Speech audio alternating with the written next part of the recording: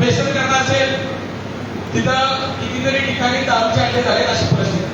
माझी आयुक्तांना विनंती, साहेब ते सगळे आपण परत एकदा ताब्यात घ्या. स्थानिक संस्था ज्या काय कोणी असतील, जे कुणी ते घेण्यासाठी इच्छुक असतील, त्या संस्थेला, त्या भागातल्या लोकांना पुन्हा एकदा ते सुस्थितीत करून जर आपण त्यांना दिले तर त्याचं उत्पन्न पण मिळेल. कित्येक महिलांना उद्योग करण्याकरता बचत गटांना जागा मिळत नाही.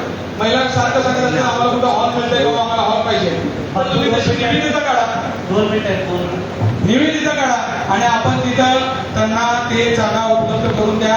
महापौर साहेब, बचत गटांना जर ते हॉल आपण करून दिले तर लोक तुम्हाला पण देतील. तुम्हाला पण माहिती अशा कितीतरी बिल्डिंग आहे की तिथे तुम्हाला त्या भाड्याने देऊ शकता. बचत गटांसाठी त्या जागा देण्याचा प्रस्ताव आपण द्यावा, असं पॉझिटिव्ह आपण ठेवावं.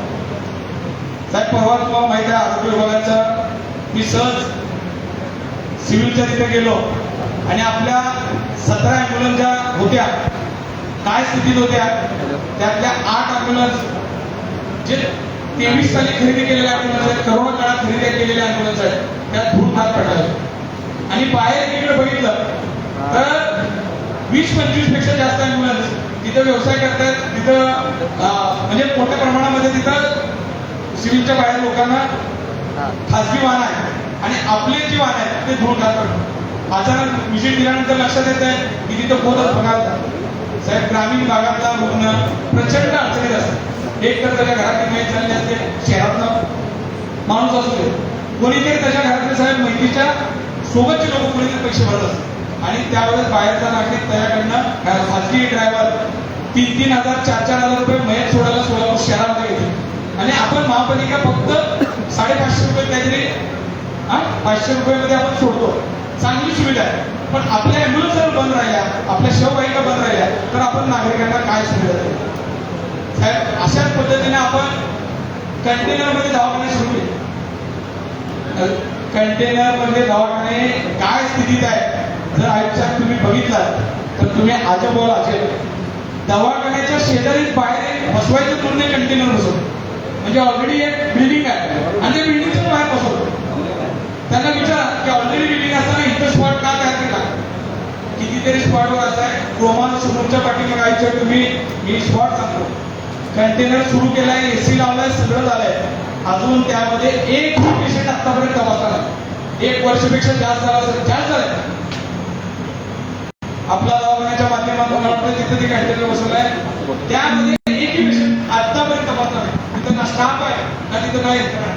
मग आपल्याला कंटेनर बसवण्यासाठी पैसे खर्च करण्यासाठी साहेब वेळ आहे आणि मग आपण यंत्रणा लोकांना सुविधा देणार नसाल आणि आपल्याला तिथं किती पैसे खर्च झाले. महापौर साहेब, तुम्ही जर माहिती घेतलात तर कोट्यावधी रुपये आपले पाण्यात गेले, पाण्यात. हा, बरोबर आहे. पण असं एकीकडे आपण लोकांकडनं 2-2 हजार 3-3 हजार करोड रुपये नळ कट करून आणायचे आणि इथं आणून जर आणलेले पैसे कोट्यावधी रुपये घालवायचे तर मग काय करायचं?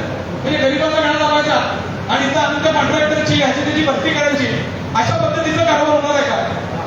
लोकांना आपण जे काही पैसे देतो त्यांना समाधान वाटलं पाहिजे की आपण जे कर रुपये दिलेल्या पैशांना आपलं बाबा जे पैसे दिलेले आहेत आपल्याला सुविधा मिळतात. पण अशी परिस्थिती आहे. महापौर साहेब, तुम्ही सांगा, ही गांभीर्याचा विषय आरोग्य विभागाचे बोलणार आहेत, त्यांना बोलू द्या. नाही, माझं विनंती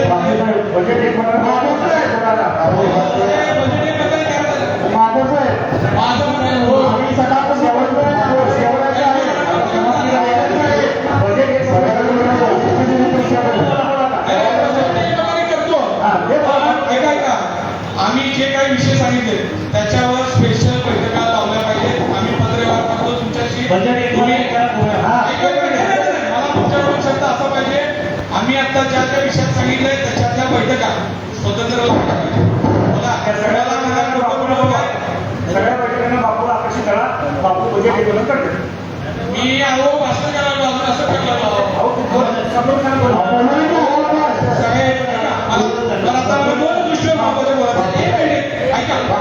ऐका 1 मिनिट सिनियर नगरसेवक आहे, तुम्ही मुद्द्यावर बोललात तरी समाजाला व्यवस्थित कर.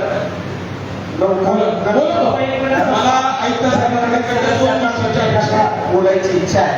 थोडं आपल्या वेळेत आपण करावं अशी आपल्याला विनंती आहे. सोलापूरकरांना तो लय महत्वाचा प्रश्न पेपरच्या माध्यमातून साहेब आम्हाला रोज ऐकायला मिळत आहे की आपल्या सिटी बससाठी आपण 51-52 करोड रुपये काहीतरी आपले खर्च पडले जे बजेटमध्ये आपली तरतूद होती. साहेब हे बजेटवरचा विषय आहे. ऐका तरतूद होती का? परिवहनचा विषय आहे, बजेटचा विषय चालू आहे. गेल्या वर्षी पैसे भरले नाही का? आता या पैसे भरले.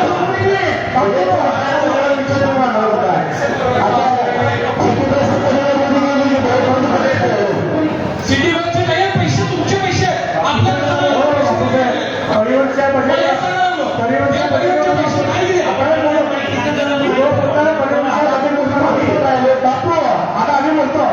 मान्य महापौराचा हो बापू साहेब परिवहनच्या बजेटमध्ये आलो.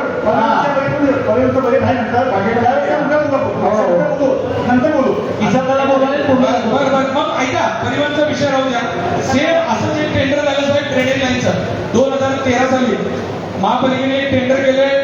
कारंजे साहेब ऐका त्यामध्ये सुद्धा आपण लवादाकड आपली आणि त्या कंपनीची केस चालू आहे. त्या कंपनी आणि आपल्यामध्ये जो वाद चालू आहे त्याच्या बदल्यामध्ये आपण त्या कंपनीला किती रुपये देणं लागत होतो माहिती आहे का? सभागृहातल्या लोकांना ऐकतं महापौर जरा ऐका जरा. ही रक्कम जर तुम्ही पहिला तुम्हाला माहित नाही 2013चा किस्सा सांगतोय त्याचे पैसे आपण आता भेटतोय. या आयुक्त साहेबांनी सांगतो की आपल्याला त्या बदल्यामध्ये जे काम होतं त्या बदल्यामध्ये आपण महापौर साहेब 32 कोटीच्या ऐवजी 57 करोड रुपये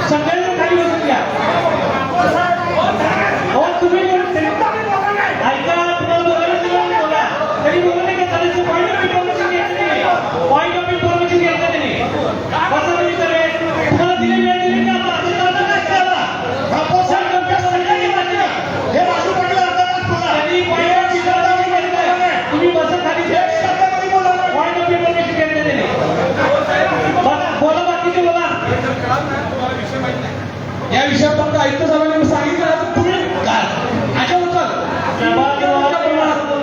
हे होत नाही बापू हे होत साहेब मी त्याला मी काय बोलतो तुमचा अधिकार तुम्ही बोला तुम्ही बोला महापौर साहेब तुम्हाला अधिकार आहे.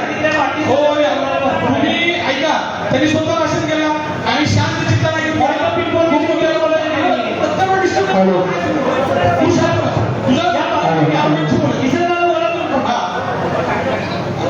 साहेब माझा जो विषय आहे मी जो आता महत्वाचा विषय सांगितला हे बापूने परिवर्तन यावेळेस आपण बोलूया परिवहन नाही म्हणत मी तुम्हाला हेच सांगतो म्हणायचे आता अहो परिवहनचं नाही ऐका मी तुम्हाला कागद द्यायला वाचा आपलं SSCGC यांच्या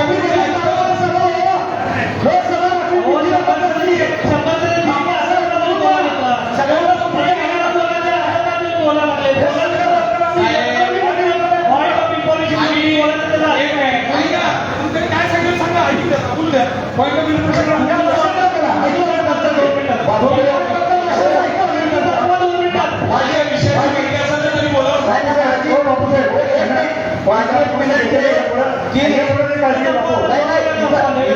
तो असताना प्रत्येक महापालिका सदस्य हो, आम्ही काय बोलू साहेब? काय बोलला? माझी आपल्याला विनंती आहे की सगळ्यांनी सन्मानाने बोला. अरे त्यांनी बोला माझी माझी विनंती साहेब मला तरी साहेब मी बोलताना तरी सदस्य बोलताय हे पॉईंट ऑफ व्ह्यू त्यांचा आहे. दोन बोलाले. गेली कित्येक वेळ झाला तरी छान बोलला येईल मला बोललो. 2 मिनिटात संपवू आपण. चांगल्या पद्धतीने बोला. आम्ही कुणाच्या मध्ये उठलो का? गेली 2 तासाला समज चालू आहे. किसनदादा बोला. नाही नाही मला सांगा मला या 2 विषयावर मिनिटात संपवू. आयुक्त साहेबांनी आपली एक केस चालू आहे ट्रेनच्या बाबतीमध्ये आर्बिट्रेशन मध्ये आपण त्या कंपनीला जे 32 कोटी 15 लाख रुपये द्यायला लागत होतो त्याच्या बदल्यात आता आपल्याला मला कळायला माहितीनुसार 57 कोटी 24 लाख रुपये आपल्याला भरावे लागतात. जे आपण 32 करोड रुपये द्यायला लागत होतो कांचे साहेबांना विषय माहित असेल त्याच्यामध्ये काय झालंय आणि आपल्याकडे ती तरतूद आहे का? साहेब बजेट बोर्ड आहे ना. आपल्याकडे जर ते दंड लागला आणि आपण 32 कोटीच्या बदल्यात जर आपल्याला 57 कोटी रुपये भरावे लागले तर या सभागृहाला ते परवडणार आहे का? त्याची आपल्याकडे तरतूद आहे का? आपल्या पुस्तकामध्ये त्याची कुठे नोंद आहे का? हो साहेब आपल्याला जर ते पैसे भरावे लागले तर आपल्याकडे त्याची कुठे नोंद आहे? आपण कुठं पैसे देणार आहे? 2 मिनिटाचा तुमच्या प्रश्नाचं उत्तर आयुक्त साहेब दिलं. आयुक्त साहेबांनी उत्तर दिले की किसनदादा लगेच तुम्ही बोला. माजी सदस्यांचे 2-3 विषय आम्ही या डिव्हिजन देतो. पहिल्यांदा आपला जो बसचा जो मुद्दा आहे त्याच्या संदर्भात आपल्याला लोकसंख्या आता सदस्यांचे बजेटचे व्याख्या झाली त्याच्यामध्ये साधारण 2013ला जे पहिल्यांदा बसचा मुद्दा होतो. बसचं जे सप्लाय झाला त्याच्यामध्ये वेगवेगळ्या कारणामुळे बसेमध्ये त्याचा ब्रेक झाला काय झाल्यानंतर त्यात बऱ्याचशा रिवॉल्व करण्याचा प्रयत्न झाला परंतु ते जे ॲग्रीमेंट होतं ते ॲग्रीमेंट सेंट्रलाइज पद्धतीने झालं होतं. त्याच्यामध्ये आर्बिट्रेशनचं प्रोव्हिजन होतं. त्या आर्बिट्रेशनच्या प्रोव्हिजनमध्ये त्यानंतर काही कंपनीच्या बाजूने निघाला लागला आणि सुरुवातीला असं झालं की जे काही रक्कम आली होती निवडीची रक्कम त्याची 50% रक्कम आणि सदस्यांना ऐकून घ्यावं जी काही रक्कम होती ती 50% रक्कम आपण साधारण वाटतं 2-3 वर्षापूर्वी भेटली होती तेव्हा ती निवाडा झाला आणि ओव्हरची 50% रक्कम होती त्याच्यासाठी आपण जेव्हा आर्बिट्रेटरचा निकाल झाला आर्बिट्रेटरचा निकाल झाल्यानंतर जे दिवाणी न्यायालयात जो निकाल होता तो सुद्धा आपल्या साधारण मला वाटतं एक 6 महिन्यापूर्वी आपल्या विरोधात गेला त्याच्या अगेन्स्ट आपण हायकोर्टामध्ये गेलो होतो आणि हायकोर्टानं सुरुवातीला आपलं जी रक्कम आहे त्याच्यावर बँक गॅरंटी देऊन आम्हाला तात्पुरती त्याला स्थगिती दिली होती परंतु मला वाटतं एक मागच्या महिन्यामध्ये हायकोर्टानं आपल्याला असे निर्देश दिले की ती जी रक्कम आहे ती सुद्धा न्यायालयामध्ये जमा करण्यात यावी आणि जरी आपण बँक गॅरंटी दिली होती तरी आपल्याला त्याचं ते साधारण 10% व्याज होतं आपल्याकडे बँक गॅरंटी ज्यांना आता अशी पद्धत झालेली आहे की बँक गॅरंटी देताना ती सगळी रक्कम बाजूला पडून आपल्याला त्या आपल्या त्या एफ डीमध्ये ठेवावी लागते आणि त्या एफ डीवर साधारण 5 ते 6% आपल्याला व्याज मिळतं आणि त्या 6% अगेन्स्ट आपल्याला जोपर्यंत आपण ती रक्कम न्यायालयात भरत नाही तोपर्यंत आपल्याला 10% व्याज चालू राहतं. त्यामुळं केसची आपण हे पाहता आपलं जी लिगल जे हायकोर्ट जे वकील आहेत कारण 2-3 टप्प्यावर आपण आपली बाजू मांडली आणि त्याच्यामध्ये इथून पूर्वी सुद्धा आपल्याला किमान व्याज लागू नये त्याच्यासाठी आम्ही तो निर्णय घेतला आणि ती 30 ते 32 कोटी रक्कम माझ्यात नाही आहे 30 ते 32 कोटी रक्कम आहे ती आपण कोर्टात जमा केली आणि सेम तशीच घटना आपली ड्रेनेज बाबतीत सुद्धा झालेली आहे त्याच्यामध्ये सुद्धा अर्धी रक्कम आपण भरली होती आर्बिट्रेशनचा निकाल झाला त्या आपल्या विरोधात गेला निकाल गेल्यानंतर हायकोर्टात आपल्याला तात्पुरतं सेम दोन्ही पॅरलल केस झालेले आहे त्याच्यामध्ये सेम 10 ते 12% त्याचा व्याज आहे तर त्याच्यामध्ये सध्या आता अजून आम्ही भरलेले नाही आहे परंतु रक्कम वेगळी काढलेली आहे आणि त्याच्यानंतर सुद्धा सिमिलर ग्राउंडवर त्याची आपल्याला ते न्यायालयाला भरायला लागतं. महापौर साहेब मला तीच विनंती आहे की आपण ती जर रक्कम भरावं लागली आपल्याला जसं आपण मागचे 33 कोटी रुपये भरले तशी सेफ जर भरावं लागली तर आपल्या बजेटमध्ये तरतूद नाही. आपण जी काही बजेट मांडले सभागृहाचा तो सभागृहाचा त्या पैशामध्ये आपल्याकडे तरतूद नाही आणि जर दंड लागला आपल्याला तर आता विचारण्यासाठी ते भरावं लागेल की 57 कोटी रुपये कुठून आणणार आपल्याला पैसे? आपण काय केलं मागच्या वर्षीचं जे बजेट होतं ना त्याच्यामधून ऑलरेडी रक्कम ती ऑलरेडी रक्कम ते ही रक्कम आणि आता जी 32 कोटी रक्कम आपण वेगळी काढलेली होती आणि ऑलरेडी आपल्या म्हणजे अर्थसंकल्प बाजूला गेलेली रक्कम होती ती फक्त आपण काय केलं होती फ्रीमध्ये होती ती फक्त आपण त्यामुळे असा अर्थ आहे आपली जी दोन्ही रक्कम आहे या आता आपण 100% खाया पिया नाही हे वायफट केले असं म्हणायला वापरलं नाही. हे परिवहनचे काय महापौर साहेब 52-53 करोड रुपये आणि याच्यामध्ये 57 करोड रुपये हे कुणाच्या करदात्याच्या हिताला आले नाही. हे फक्त अधिकाऱ्यांच्या चुकामुळं काही लोकांनी निर्णय वेळेत न घेतल्यामुळं आपल्याला जर एवढ्या मोठ्या कोट्यवधीचा हे चेष्टा नाही अमाऊंट अहो हे पैसे मिळवण्यासाठी 100 कोटी रुपये मला तुम्ही विचार करा की आपल्याला 100 कोटी रुपये आणण्यासाठी काय काय करावं लागतंय आणि महापौर साहेब जर असे पैसे जर 10 लाख कारभारामध्ये जाणार असतील तर याला कुणी तर दोषी आहे आपण धरणार आहेत का या विषयामध्ये आपण काही मीटिंग करणार का स्वतंत्र काय घेणार का बोला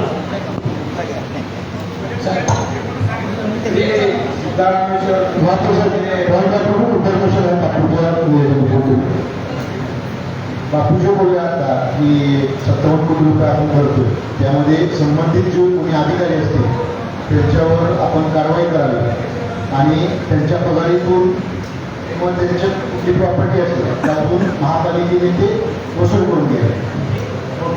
दादा बोला ठीक आहे म्हणलं म्हणजे तुम्ही ऑर्डर झाली का त्याचा निर्णय झाला का तुम्ही ते बोललात का? नाही, तुम्ही बोलला ना विषय, तुम्ही बोलला.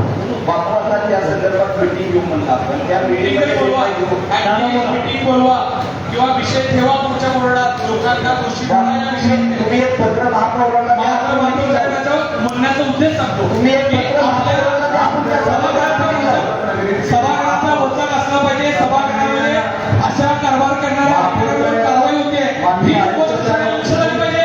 तुम्ही आपण पैसा असताना ठीक आहे, सभागृहात बसायचा खाली झाला. माननीय सदस्य पत्रकार बंधू सर्व अधिकारी